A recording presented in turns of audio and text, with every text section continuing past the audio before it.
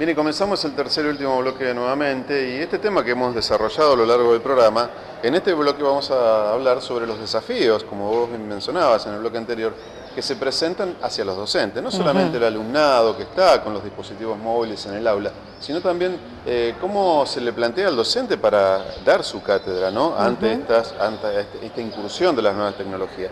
Y desde el punto de vista del alumno, en este manejo del estrés, cómo afrontan cada vez que tienen que llevar a cabo una situación de examen.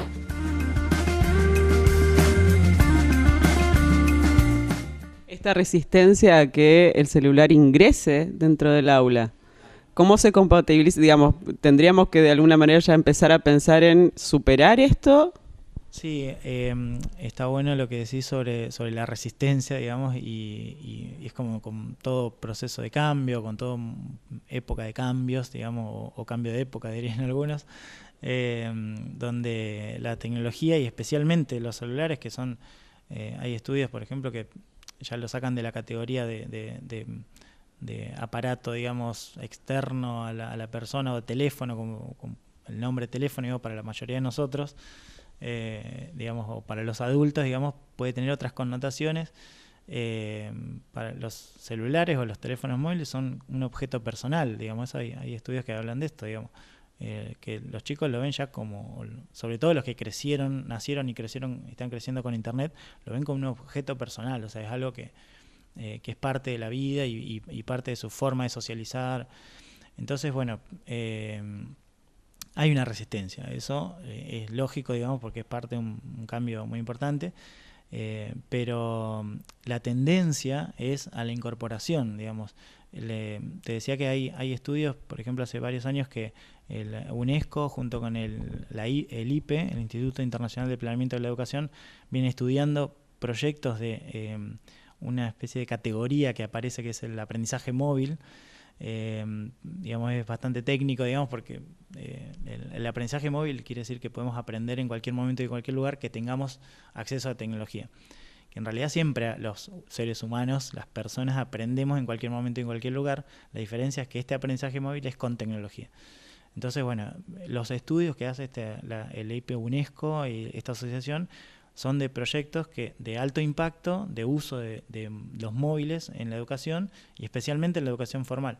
Entonces, las mayores amenazas que aparecen o los mayores problemas que aparecen son no solo de resistencia, digamos, podríamos decir simbólica a eso, digamos, como una amenaza de que pueden aprender algo que en realidad se lo tengo que enseñar yo, o pueden ver algo que esté más lindo en internet de lo que yo se lo diga en el aula. No solo como eso, sino también que aparecen otros problemas estructurales y aparecen ventajas por ahí que no se ven culpa de esa resistencia. Por ejemplo, una de las mayores valoraciones que hay sobre la incorporación de la tecnología en el aula es la democratización del acceso al conocimiento y la posibilidad de llegar a sectores muy vulnerables con contenidos de calidad, con una herramienta, digamos, con un tipo, entre comillas, de educación de calidad de educación que antes no podía llegarles, o que sería, digamos, impensable que les pueda llegar en papel. Un desafío en realidad en la formación de los docentes, justamente nosotros con la Facultad de Humanidades, ¿no? Esto de ya no es el depositario del conocimiento, sino el que guía. Tal cual. Bueno, esa es otra, no solamente que nos toca a nosotros acá en la formación docente y especialmente, digamos, en un contexto católico también, por eso te decía lo de pensar un poco más allá de lo obvio, de los problemas que podría llegar a traer incorporar tecnología en el aula, problemas, digamos, una visión positiva, digamos, la problemática que te aparece de que esté internet metido en el aula. Sino también, bueno, hay en esta tendencia que te decía, incorporación en Latinoamérica y en el mundo de tecnologías en educación, una de las mayores amenazas es la falta de formación docente. Uno de los que no es solo digamos, un desafío nuestro, un desafío en todo el mundo de formar, digamos, ya no solamente a los docentes en uso de tecnología, sino en pensar más allá de la tecnología, en pensar procesos pedagógicos o fines pedagógicos, procesos didácticos con tecnología.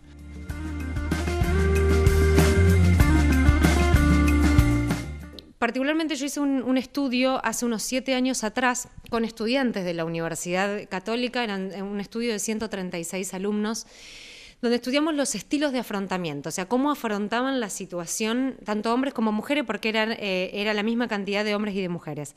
Y acá voy un poco con los tips. Nosotros tenemos 3 maneras distintas de afrontar las situaciones de estrés. La menos recomendada es la que nosotros llamamos de evitación, o sea, evitar la situación, negarla, o en este punto tenemos el consumo de sustancias, ¿sí? Alcohol o cualquier droga ilegal, fumar, no sé, por ahí vemos los chicos que están esperando para rendir y fuman en el patio. Bueno, cualquiera de estos mecanismos no colabora. Evitar, negar o el consumo de sustancias no colabora para hacer frente a una situación de estrés. Hay otros 2 tipos de afrontamiento de mecanismos que sí colaboran. Uno es el que llamamos centrado en el problema, que es, por ejemplo, que esto es lo que encontramos que era más usado por los estudiantes universitarios y más aún usado por varones que por mujeres, pero como número 1 en mi investigación había salido el sistema de la planificación. ¿Qué quiere decir esto?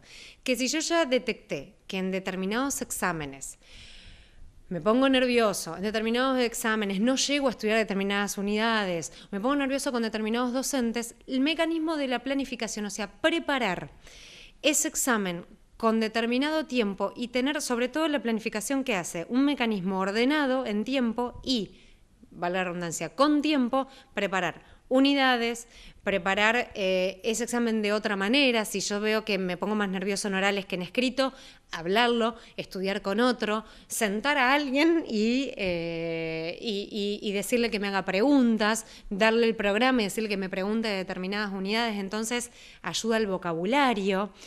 Esto, la planificación, era uno de los mecanismos más utilizados por los estudiantes universitarios para hacer frente al estrés. Como segundo mecanismo, habíamos evaluado que los estudiantes universitarios utilizaban el mecanismo centrado en la emoción. ¿Qué es esto?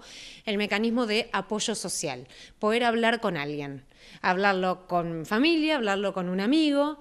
Este mecanismo era más utilizado por las mujeres que por los hombres, pero sirve, es muy útil porque puede permitir cierta descarga emocional, teniendo en cuenta que la descarga tiene que ser circunscripta a un momento. No puedo estar, como poder puedo, pero no es útil si estoy un mes entero hablando de la situación, porque ya ahí se transforma en otra cuestión, es darle vuelta a algo negativo. Entonces, afrontamiento activo o afrontamiento centrado en la emoción. Hago algo para manejar la situación que a mí me genera estrés, como por ejemplo organizar y planificar una mesa de examen o varias fechas de exámenes, o manejar la emoción que me genera esa situación de estrés. Por ejemplo, el apoyo emocional.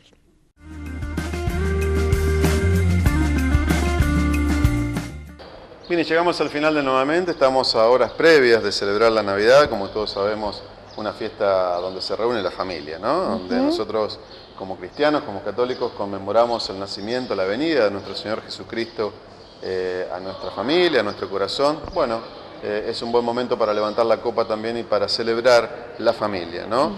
Y nosotros desde todo el equipo de Nuevamente, por supuesto, les deseamos a todos ustedes una feliz Nochebuena y una feliz Navidad. Así es. Y nosotros nos despedimos entonces. Hasta el 25 de diciembre vamos. Así es, el último programa. Nuestro próximo programa, y el último va a ser ni más ni menos que el día de la Navidad. Así es. Será entonces, si Dios quiere, hasta el próximo lunes a las 18:30, como siempre, por la pantalla de Cable Diario. Hasta entonces.